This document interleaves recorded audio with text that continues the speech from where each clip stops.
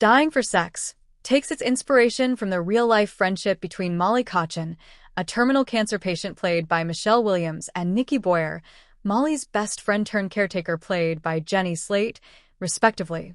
But there's another twosome equally responsible for the lived-in, laugh-out-loud funny, devastating nature of the FX series.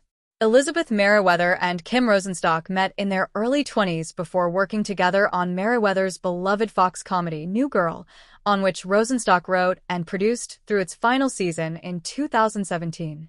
Merriweather had made a hard pivot from sitcoms by 2022, creating the equally lauded but vastly different The Dropout, Hulu's limited series about the rise and fall of fraudulent Theranos founder Elizabeth Holmes. During that process, though, she got an email about a podcast that made her want to return to writing about female friendship. I listened to it all at once. Merriweather says of the original Dying for Sex, a 6-episode podcast Kotchen and Boyer recorded before Kotchen died in 2019. I set up a meeting with Nikki in March of 2020, so it was the last meeting I had before COVID, but it was incredible. We were crying and talking about Molly, and I just loved the mix of tones. When Kotchen realized she was dying, she left her husband, played in the FX series by Jay Duplass, and instead entrusted Boyer with her care as she journeyed to figure out her sexuality with the time she had left.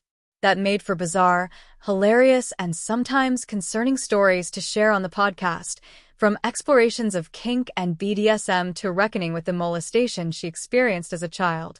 It took on the biggest issues that any story can take on, but did it with so much love and joy and comedy.